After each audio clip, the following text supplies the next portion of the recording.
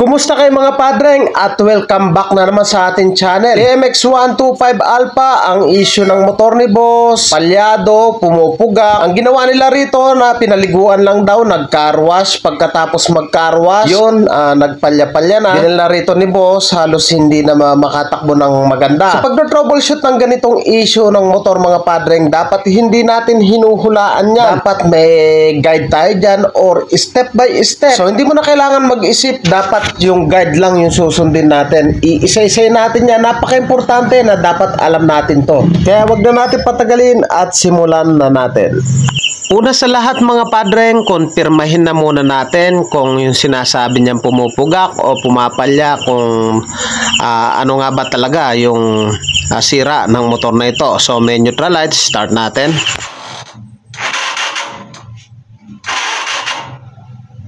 Okay na nang start niya. Wala ko sasagla.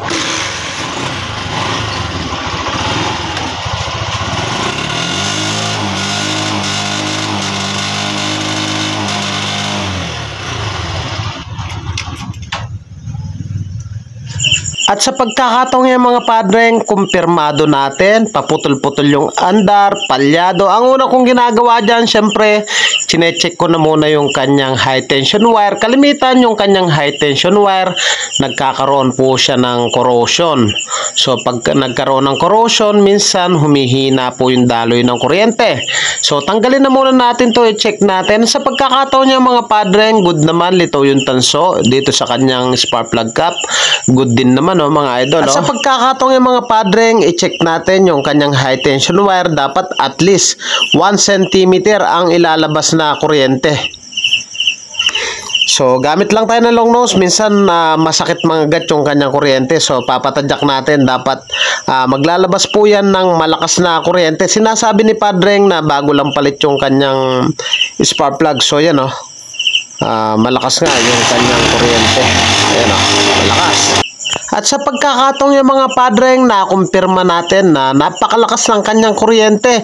Pero bakit kaya paputol-putol yung andar at palyado? So dahil nakumpirma natin na malakas ang kuryente, ang tatargetin natin kaagad dyan yung kanyang carburetor. So nag-car wash lang daw si padreng, tapos nagpugak-pugak na. Trinay din nila na linisan yung carburetor pero ganun pa rin. So ang gawin lang natin, tanggalin natin yung carburetor. O tanggalin na rin natin yung bangko tsaka yung tangke. Kalimitan kasi nito mga padreng dito sa kanyang ignition coil. So pag maluwag yung terminal ng kanyang ignition coil, may tendency rin na paputol-putol yung andar or palyado. So bago tayo magbaklas ng carburetor, doon na muna tayo sa kanyang ignition coil. Napaka-importante kasi padreng na doon muna tayo sa madali bago doon tayo sa mahirap. Ito yung sinasabi kong wire mga idol. So yan yung wire ng ating ignition coil. Minsan pag maluwag yan, paputol-putol din yung andar. Sa pagkakataong yan, maigpit naman. So i-try natin uli. Paano yung matanyang depression? Kasi pa. Birit mo, birit.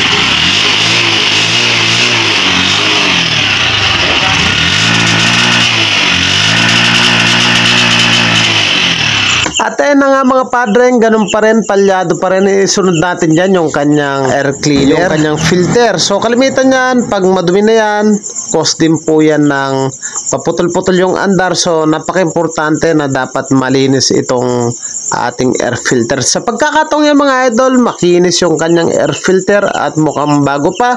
So ibig sabihin, hindi dito nagmumula yung sira. So kailangan na natin tanggalin yung kanyang carburetor. Dito sa kanyang carburetor mga idol, may dalawang 10mm dyan. So try na muna natin ulit.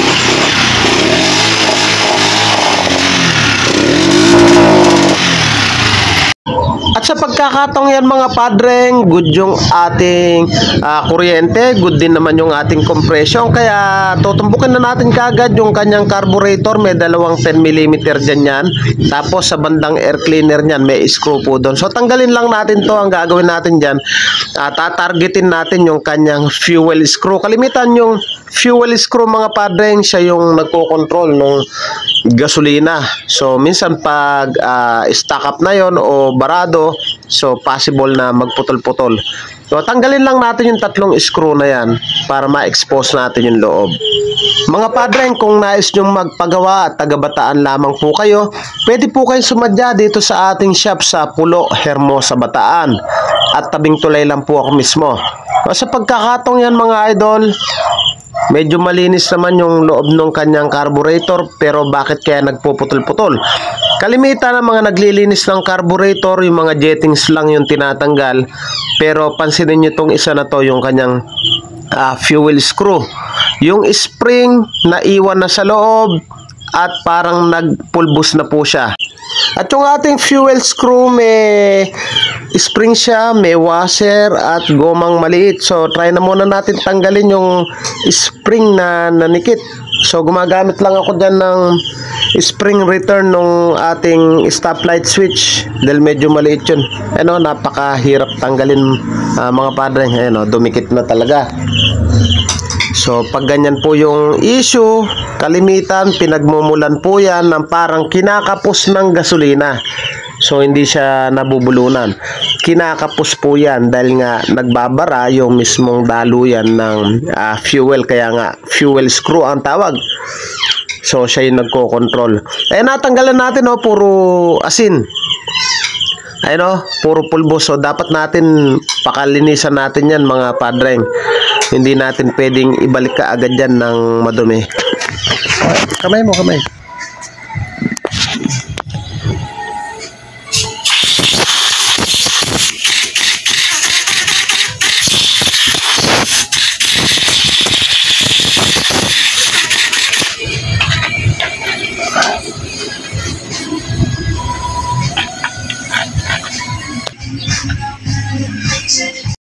At eto na nga mga padreng, papalitan ko na yung kanyang fuel screw. So nakabit ko na yung floater, yung mga jettings, nalinisan ko na rin.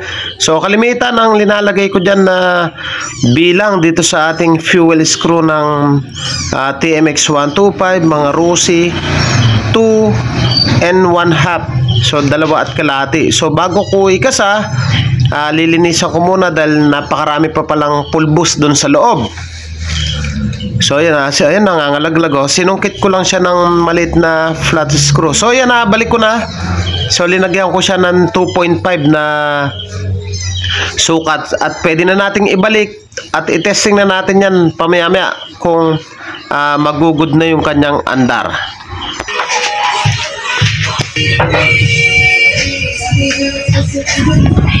So yung mga padreng, ang issue ng motor ni boss, palyado yung andar. So nag-check tayo ng high tension wire. Dinirect natin yung kanyang high tension wire dun sa spark plug, palyado pa rin. Tinanggal natin yung tangke, yung kanyang ignition coil, hinugot natin, tsaka natin binalik, palyado pa rin. Yung air cleaner, chinek natin, malinis naman. So binuksan na natin yung kanyang carburetor. So ito nga ang naging issue at corrosion. Pati yung spring niya nag-stack up na. Ayan start mo ulit. Birit mo, birit. Yeah, birit. Okay na, okay na. Good. Ano masasabi mo? Ayos. Ayos. Mga padreng, kung nagustuhan mo yung ganitong tutorial at bago ka pa lang sa akin channel, huwag niyo pong kalimutan na paki-like, paki-subscribe at paki-hit na rin po yung notification bell para updated po kayo. Thank you sa inyo. God bless. Mabuhay po kayo.